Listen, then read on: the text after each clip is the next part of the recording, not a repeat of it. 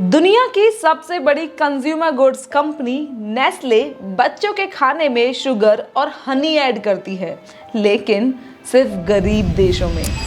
India की top spice company जैसे कि MDH, एवरेस्ट अपने प्रोडक्ट्स में कैंसर कॉजिंग केमिकल्स ऐड करती है। यूरोपियन यूनियन को इंडिया के 527 प्रोडक्ट्स में कैंसर कॉजिंग केमिकल्स मिले हैं। तो क्या इंडिया के हर घर में यूज किए जाने वाले पैकेज्ड फूड में कैंसर कॉजिंग केमिकल्स हैं? और अगर हाँ, तो ये हमें कितना हार्म पहुंचाने वाले हैं? आज हम इन्हीं सब चीजों के बारे में इस वीडियो में बात करने वाले हैं। लेकिन वीडियो स्टार्ट करने से पहले इस चैनल को सब्सक्राइब कर लेना, क्योंकि मैं आगे भी ऐसी और इंटरेस्टिंग वीडियोस लाती रहूंगी। Coming back to the topic, 2019 में एक बहुत बड़ा ग्लोबल सर्वे कंडक्ट किया गया था, जहां पर George institute for global health ने दुनिया भर से करीब 4 लाख से ज्यादा प्रोडक्ट्स को कंपेयर किया था। और इस रिजल्ट में आया कि इंडिया का जो पैकेज्ड फूड है वो लीस्ट हेल्दी है। यस, हमारी कंट्री का जो पैकेज्ड फूड है वो सबसे ज्यादा कम हेल्दी है। बेसिकली सर्वे में हेल्थ स्टार रेटिंग का यूज करके रेट किया गया था, जो कि ऑस्ट्रेलिया में यूज किया जाता है। इस सिस्टम में अलग अलग न्यूट्रिएंट्स जैसे कि calcium, fibre, protein, energy, sugar, salt, fats etcetera की क्वांटिटी को मेजर किया गया था। और हाँ, इस सिस्टम में जो सबसे कम रेटिंग है वो है 0.5, जो कि लीस्ट हेल्दी को इंडिकेट करता है, और मैक्सिमम रेटिंग थी 5, जो कि मैक्सिमम हेल्दी को इंडिकेट करता है। अब जब इंडिया की बात आई तो सर्वे ने कुछ इंटरेस्टिंग इनसाइट्स दिए, जिसमें बताया गया कि इंडिया में बनाए जाने वाले पैकेज ड्रिंक में सबसे ज़्यादा एनर्जी की डेंसिटी पाई जाती है।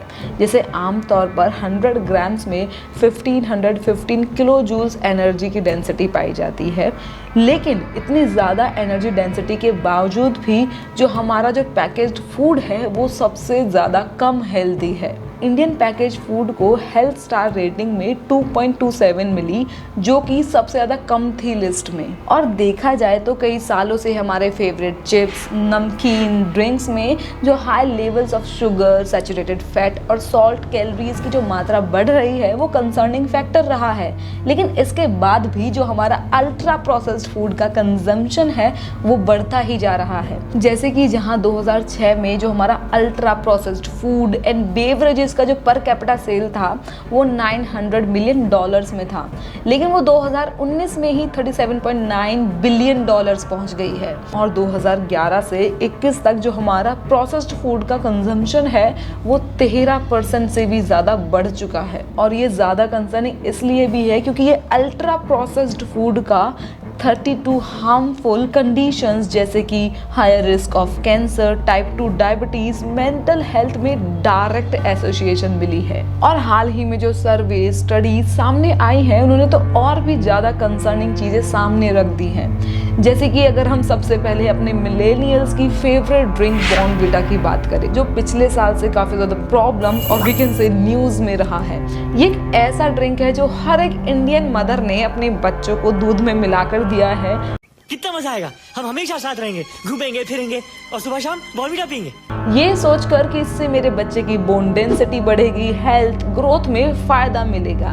अगर मैं अपने पर्सनल एक्सपीरियंस से बताऊं, I didn't belong to a very financially stable family. उसके बाद भी हमारी माताएं ये मेक श्योर करती हैं कि हमारे बच्चों को पूरी प्रॉपर न्यूट्रिशन चीज़ें मिले। तो ऐसा कभी दिन नहीं गया कि हमने बॉर्नविटा नहीं पिया हो बचपन में। दे मेक श्योर कि ये चीज़ें आए, इन सब चीज़ों में वो कभी भी कमी रहने नहीं देते। इट्स लाइक कि ये जो कंपनीज है वो हमारे सेंटिमेंट्स के साथ ज़्यादा खेलती हैं। क्योंकि जो हार से आंख मिला सकता है उसकी जीत की तैयारी शुरू हो चुकी है। और रिसेंट जो ये केस हुआ है ना, इससे हमें एक चीज़ सीखने को मिली है कि कभी भी ब्रांड्स पर हमें आंखें बंद करके भरोसा नहीं करना चाहिए। एटलीस्ट जो रीसेंट जजमेंट्स आई हैं उनसे तो मुझे ऐसा ही लगता है। तो हुआ ये कि कॉमर्स एंड इंडस्ट्री मिनिस्टर ने ई कॉमर्स कंपनीज को एक एडवाइजरी में लिखा, national commission for protection of child rights ने अपनी एक इंक्वायरी के बाद कंक्लूड किया है कि CRPC एक्ट 2005 के सेक्शन 14 के अंडर, FSS एक्ट 2006 के अंडर हेल्थ ड्रिंक की कोई भी डेफिनेशन ही नहीं है, जिस कारण अप्रैल 10 को कॉमर्स मिनिस्ट्री ने एक लेटर में मेंशन किया कि बॉर्नविटा को दूसरे ड्रिंक्स के साथ इस कैटेगरी से एक्सक्लूड किया जाएगा। अगर आपको बॉर्नविटा पिछले साल से क्यों खबरों में रहा है इसके बारे में पता है तो मुझे कमेंट करके ज़रूर बताना। तो अब हम आते हैं अपनी दूसरी का नेस्ले की, जिसका सेरेलैक ऑलमोस्ट हर इंडियन बच्चा खाता है। पर क्या ये हमारे बच्चों के लिए सेफ है? रिपोर्ट्स के अकॉर्डिंग तो नहीं। नेस्ले के जो बच्चों के प्रोडक्ट्स हैं जो एशिया, अफ्रीका या फिर लैटिन अमेरिका में बेचे जाते हैं उनमें एडेड शुगर पाया जाता है, जबकि सेम प्रोडक्ट अगर यूरोप में बेचा जाता है तो वहाँ पर शुगर ऐड नहीं किया जाता। और अगर हम स्पेसिफिकली इंडियन मार्केट की बात करें तो यहाँ पर नेस्ले के प्रोडक्ट की हर एक सर्विंग में 3 ग्राम्स एडिशनल शुगर पाया जाता है। और ये ज़्यादा कंसर्निंग इसलिए भी है क्योंकि इन्फेंट्स को शुगर रिकमेंड ही नहीं किया जाता। एटलीस्ट 1 या 2 साल तक तो हमें शुगर बिल्कुल अवॉइड करना होता है। और दूसरी सबसे बड़ी प्रॉब्लम ये है कि कुछ डेवलपिंग कंट्रीज़ में इसके लिए कोई प्रॉपर गाइडलाइंस ही नहीं है जो इसको रोक सके। और इसके साथ में नेस्ले ने अपने प्रोडक्ट्स पर शुगर का जो कंटेंट की क्वांटिटी है उसको स्पेसिफाई नहीं किया है। देखो नेस्ले के जो बेबी फूड ब्रांड्स है जो कि लो या फिर मिडिल इनकम कंट्रीज में बच्चों की डेवलपमेंट को बढ़ाता है, इस तरह से प्रमोट किया जाता है, उसमें बच्चों के खाने में बहुत ज़्यादा एडेड शुगर पाया जाता है। लेकिन स्विट्जरलैंड जहाँ पर नेस्ले का हेड क्वार्टर है वहाँ पर सेम प्रोडक्ट्स में शुगर ऐड नहीं किया जाता। और इस रिपोर्ट के according Nestle baby food market की 20% मार्केट को कंट्रोल करता है जो कि $70 बिलियन की वैल्यू का है। और सबसे बड़ी प्रॉब्लम तो ये है कि जो स्विट्जरलैंड में बिस्किट फ्लेवर सीरियल्स को 6 महीने से ऊपर के बच्चे के लिए नो एडेड शुगर क्लेम के साथ प्रमोट किया जाता है, जबकि सेनेगल और साउथ अफ्रीका में सेम फ्लेवर वाले सीरियल्स में पर सर्विंग पे 6 ग्राम एडेड शुगर पाया जाता है। इसी तरह सेरेलैक जो कि 6 मंथ ओल्ड बेबीज के लिए होता है, जर्मनी और यूनाइटेड किंगडम में एडेड शुगर नहीं रखता, लेकिन इथोपिया में एक सर्विंग के हिसाब से 5 ग्राम्स और थाईलैंड में 6 ग्राम एडेड शुगर कंटेन करता है। और इंडिया में तो शुगर कंजम्पशन वैसे ही एक बहुत बड़ा इशू है। आपने सुना ही होगा कि डायबिटीज़ के केसेस इंडिया में कितने ज़्यादा बढ़ रहे हैं। WHO के according approximately 77 million Indians diabetes से सफ़र कर रहे हैं और करीब 25 मिलियन प्री डायबिटिक्स है। और आपको ये सुनकर हैरानी होगी कि पूरे वर्ल्ड में 17% डायबिटीज़ के केसेस इंडिया से आते हैं। इसका हम एक ये भी रीज़न मान सकते हैं कि जो इंडिया है वो सबसे बड़ा शुगर का प्रोड्यूसर है, जिसके पास शुगर बहुत ही ज़्यादा एक्सेसिवली अवेलेबल होती है, तो हमारा कंजम्पशन भी उसके हिसाब से बढ़ चुका है। इसी वजह से आपने सुना भी होगा कि इंडिया शुगर से एथनॉल प्रोड्यूस करने की कोशिश कर रहा है और 2022 में इंडिया ने 36 मिलियन टन शुगर प्रोड्यूस की थी।